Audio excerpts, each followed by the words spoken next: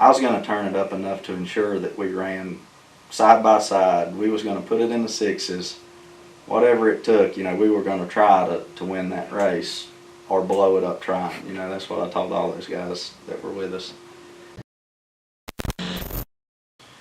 Just got back from Worldwide Technology Raceway. It's in St. Louis, Missouri. Actually, it's on the Illinois side of the state line, but real close to St. Louis. And what's the sanctioning body? The event was MITM, Meet in the Middle is what it stands for. It's a new event. First event as far as I know, as far as like an organized race. Technically, I guess it was an invitational race for some of the more elite classes, as they call it. So we were invited to the race. Joe Grannas, Devin with the Red Demon, pretty much all the fast cars in the H pattern world were there. Right on. How many? Do you know how many were in the H pattern class? So it was going to be an 8-car shootout. 9 cars ended up registering. Our customer Joel Steele wasn't able to make it because his car wasn't quite ready. He ran into some issues last minute. He really was planning on being there. And then another customer of ours was also one of the 8, and he didn't make it either.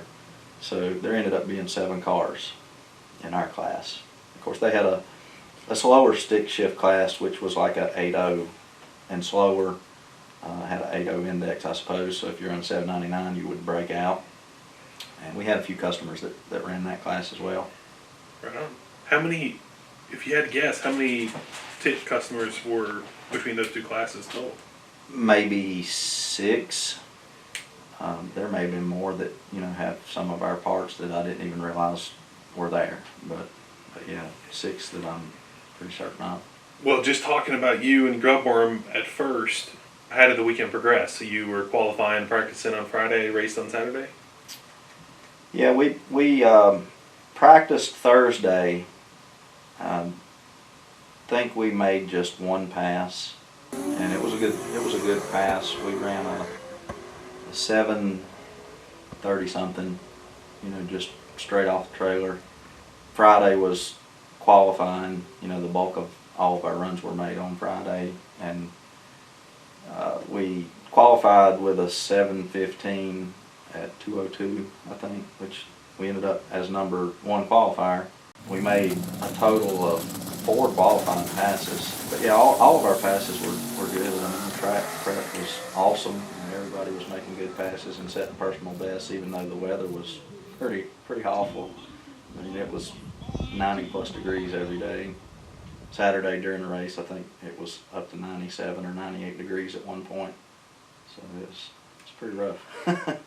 So come race day, how did it all unfold? So in our class, you know, being on an 8-car ladder, there were 7 cars, so we were number 1 qualifier. We ended up with the first round bye. And obviously we made it into the second round because we had a free pass with that bye. We were going to make a pass. We did attempt to make a pass, but there was some confusion between, I guess, the track officials and the tower, that they somehow thought we were going to make just like they thought we were just going to take the beams, which meant we were going to pull up there under our own power, start the tree, and then just back off the track. They thought that we were going to do that to preserve the car or whatever, and that, I mean, that's a logical thing to do if you know, if you're trying to not risk breaking your car and you've got an automatic win. But we decided that we would just make a first and second gear pull just to make sure the track was going to hold the power that we had ran the night before when we went 7:15. And the miscommunication between the track and what we were actually trying to do, they ended up pulling us up, pulling us out to the side, doing all kinds of stuff which had everybody confused. And so the clutch probably got hot, you know, where we were pulling up and backing up. They backed us off the track. I realized that they had backed us completely off the track because I still had no idea what they were trying to do.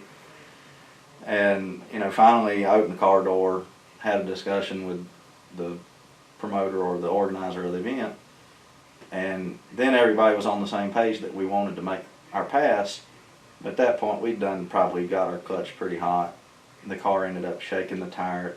It spun, but when it's on the verge of going down the track, but it doesn't, instead of just spinning, it shakes the tire. And I mean, it shook, the most violent tire shake I've ever experienced.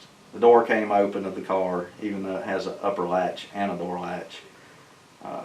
The clutch switch that, is down on the pedal assembly to know when the clutch is pressed in came out of its bracket and was dangling around, banging under my feet.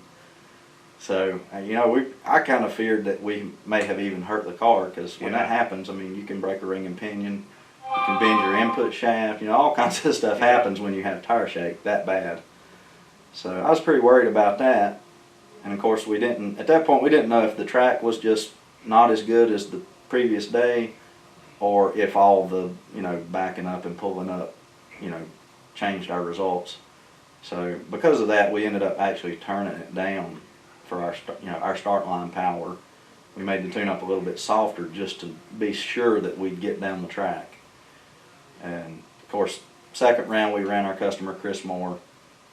We've been picking around a whole lot about who's going to outrun who and this and that. Of course, we had a little grudge match at SCT Charlotte where he outrun us. So it was a good little bit of payback for him, to outrun him in the second round of the race. And then after that, of course, it was the final, the 8-car shootout. So in the final round, we had to run Grannas, and he put a perfect pass together. We ran the best we could run, even though we took a little bit out on the starting line. We had turned it up a little bit down track, and we ran a 7:16 compared to our qualifier of a 7:15. So we were super consistent, but when Grannas, if he gets off the starting line, he's going in the sixes. So what did he end up running? It was a 687 or 686. It wasn't quite his personal best, but it was real close. And I mean, again, considering the heat, the humidity, I mean, the DA was, at that time of the night, was probably still over 2,000 feet. So, I mean, he made a killer pass, What's your best in Grubbworm now? Best we have ran ever was at the Hail Mary Derby last November on the 707, which that was with the old engine. The difference in the engine from last year to this year was basically the intake manifold, cylinder heads, camshafts a little bit different. Otherwise, it's pretty much the same as what we've had short block wise. But we went more mile per hour this weekend. We just didn't have the 60 foot because the conditions just weren't there. And of course, when you're in an actual race versus test and tune like the Hail Mary Derby was, you don't want to risk overpowering the track, So we didn't have it as aggressive, but I think we could have went sixes. We really didn't learn about one issue that we're having with the car until that very final round.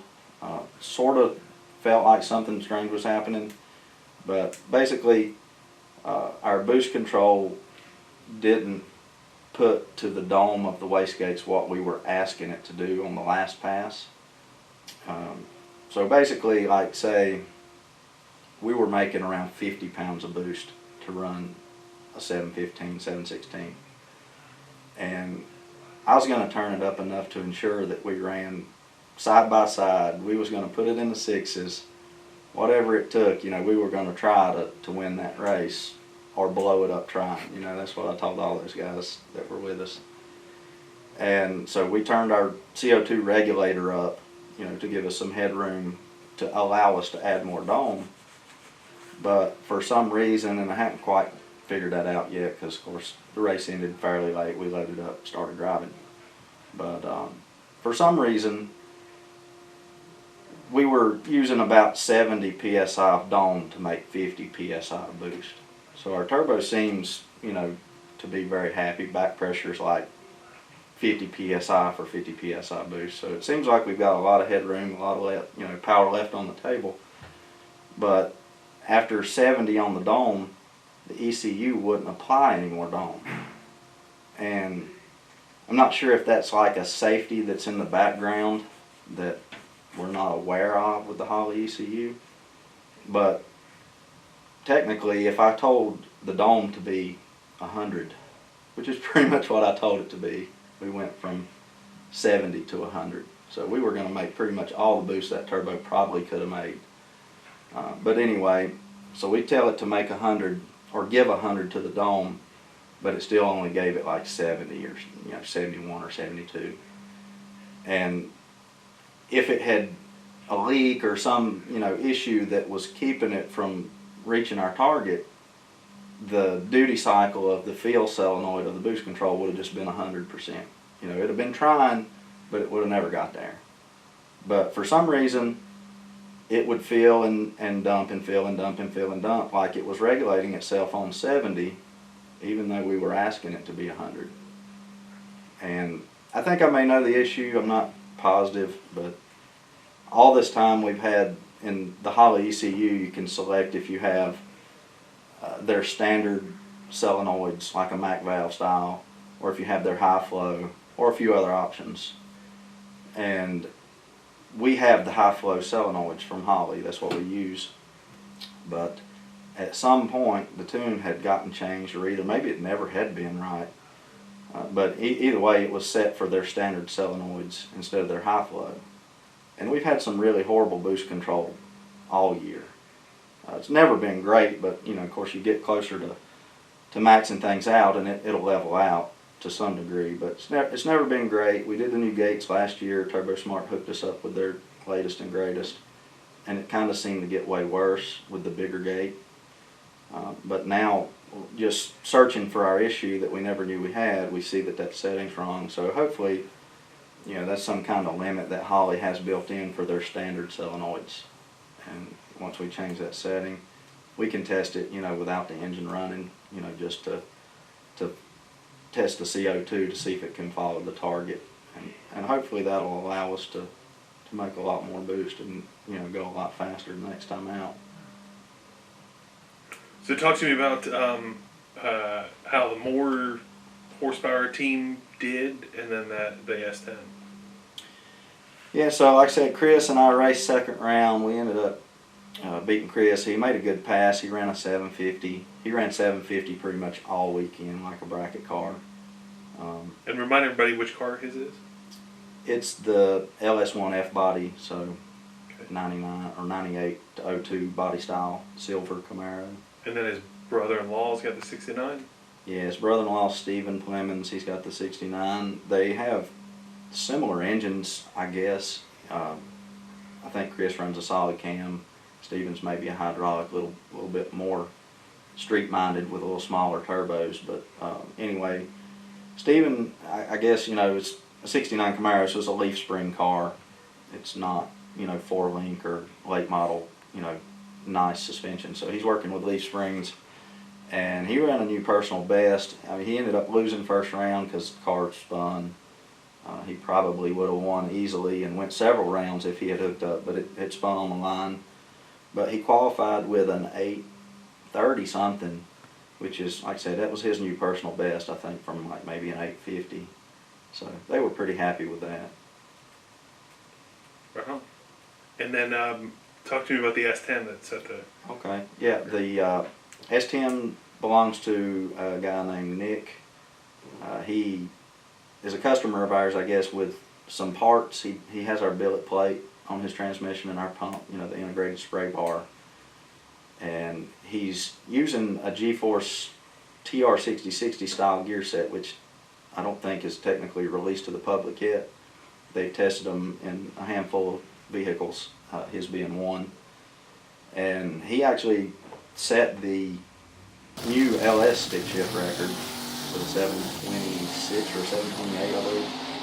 And he raced Chris Moore first round of the race when he done that, but Chris put a huge hole shot on him, for reaction time. So Chris actually won the round, even though that guy ran 2.5 tenths quicker. And Chris just treated him so bad that he ended up putting him out.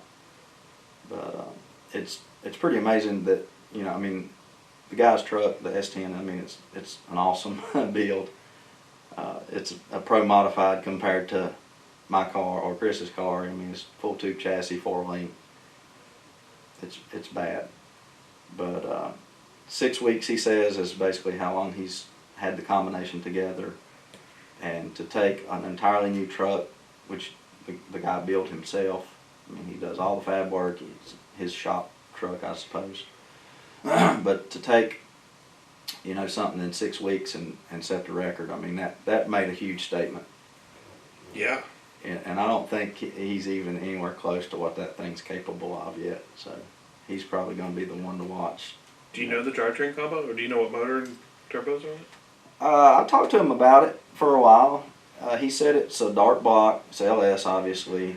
I'm not sure what heads it has on. I think it was LS7 based trick flows, but it's a 400 cubic inch, so 3750 stroke LS iron block, dark block with methanol, twin turbos. I'm not sure what size they are, but And it's super lightweight. yeah, 2700-ish. So it's a little bit lighter than my car. Right on. That's very impressive. What else? Anything else from the weekend? It was a pretty good weekend. Friday night, one of the other racers named John Miller, he actually has the fastest, well, not the fastest, but the second fastest Coyote-based Mustang behind Joel Steele.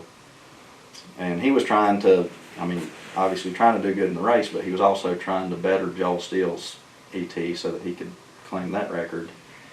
And Friday night, he had an issue with his transmission where it got stuck into first gear. And of course, not a transmission that we had previously ever built or done. And so he came to us, you know, just to ask us what we thought it might be. And I told him, well, you know, you're going to have plenty of time tomorrow, being that they bumped the schedule. Just, you know, he could pull it out, and if we could help him fix it, we would. So he pulled it out that night. And just in the process of like moving it out of the car and moving it into the trailer onto the table or the cooler that they were using for a table, it came unstuck, you know, and we shifted it through the gears and it felt okay. And so he put it back in the car, you know, drove it around the parking lot, everything was good, put it back in first when he parked the car, and it was stuck in first again. So, you know, at that point he was about ready to give up, I guess. But when he got up the next morning, all his buddies talked him into, let's pull it out again and just take it apart, see what we can figure out, because they had all day. And so we went over and helped them, you know, disassemble it, completely disassembled it. Amazingly, we found all the tools that we needed from other racers. I think Titan had the snap ring pliers and just pretty much everything that we needed. So we got it all disassembled, and what ended up happening is just a little split pin or a roll pin that holds a piece to the shift rail had came out of place. So we took a roll pin out of my backup transmission, the rear offset lever where the shifter would fit. So it didn't really require any disassembly, but we had a roll pin like we needed, so we took that roll pin out of our backup and put it back into his tranny, put it all back together, and he went out to make a test hit because they were giving test hits during the afternoon, waiting for eliminations to start later on. And he said his personal best there, you know, right after we had slapped the transmission together in their trailer on top of a cooler, he went a 760 at like 191. So that was almost a tenth better than his previous personal best. And now he's less than a tenth away from Joel's record pass, which is a 752. Right on. It was a good weekend, a lot of interesting stuff.